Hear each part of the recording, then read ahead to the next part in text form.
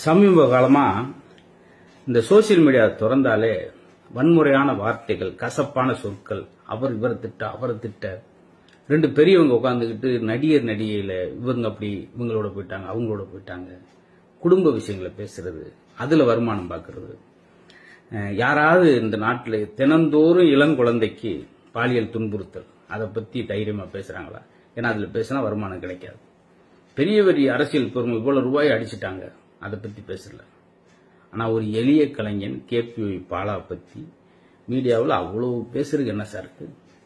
தன்னுடைய வருமானத்தை முழுவதும் யாருக்கு அந்த மனசு வரும்? தினமும் நான் பார்த்திருக்கேன், இரவு பகல் பாராம 3 நிகழ்ச்சி போய் அந்த 3 நிகழ்ச்சி அப்படியே கொண்டு போய் ஒரு ஆட்டோ வாங்கி கொடுக்க, ஒரு ஆம்புலன்ஸ் வாங்கி கொடுக்க, அயன் பாக்ஸ் வாங்கி கொடுக்க, எளிய கலைஞர், எளிய கஷ்டப்படுற மக்களை போய் போய் பார்த்து செஞ்ச அந்த மனிதனுக்கு தமிழ் மக்கள் கொடுத்த பரிசு.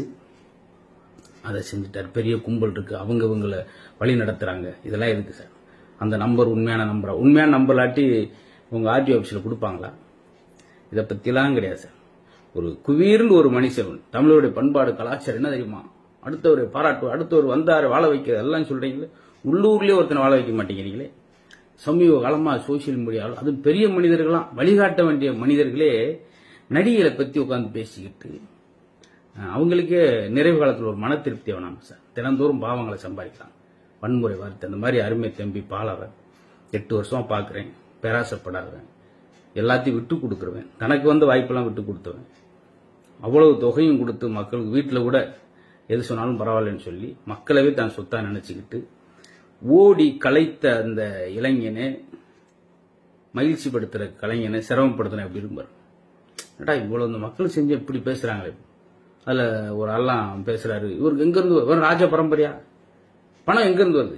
மனம் எங்க வருது பாரியா? மனசு எங்க இருந்து வருது? அதை மூல பாரு. அந்த மனசு எல்லாருக்கும் வருமானு பாரு. அதை விட்டுவிட்டு அவரெல்லாம் வந்து கோமணத்தை கட்டிட்டு ஒரு தியேட்டருக்கு படம் பார்க்க வர்றாரு, பப்ளிக்ல மக்கள் இருக்க இடத்துல. இது நாகரிகமா? கலாச்சாரத்தை பத்தி நம்ம பேசலாமா? இல்ல இன்னொரு ஆள் குறை சொல்றதுக்கு நம்மளுக்கு தகுதி இருக்கா? பிறரை சொல்லுவதுக்கு முன்னாடி நம்மளை பார்த்துக்கிறேன் சார். அது மாதிரி இந்த இளைஞனை, வளர்ந்து வரக்கூடிய இளைஞனை நீங்க உற்சாகப்படுத்தாவிட்டாலும் பரவாயில்ல, உதாசீனப்படுத்தாங்க. வரட்டும், கொஞ்சம் விடுங்க. கேப்டன் அவர்கள் இதே மாதிரி வன்முறை வார்த்தைகள் கோபத்தில் சொல்லி நாக்க கடிக்கிறார், நாக்க துருத்துறா, கோபமா பேசுறான்னு பேசி பேசி வேகமா போக வச்சுட்டீங்க. 4 மாசத்துல கோயில் கட்டுறீங்க. எனக்கு இந்த சோசியல் மீடியா திறந்தாலே பார்க்க அப்படி ஒரு இரிட்டேட்டிங் இருக்கு. ஒரு பாசிட்டிவான விஷயம் இல்லை. அடுத்து வர தலைமுறை என்ன செய்ய போகணும்னு தெரியல. இப்ப கூட நான் சொன்னா கூட இப்ப வரலாம் சொல்ல வந்துட்டாரியா பெரிய சூனாப்பானா, அதெல்லாம் அதை பத்தி நான் கவலைப்படுற ஆள் கிடையாது. ஆனா கொஞ்சம் களத்துல விடுங்க. ஒரு சேவை செய்யற ஒரு தம்பியை விடுங்க, எப்படி பண்றாரு கொஞ்சம் நாள் ஆகட்டும். உடனே குறைகள் நிறைகளை பாராட்டுறதுக்கு ஆளே கிடையாது சார், குறைகளை சொல்லி சொல்லி.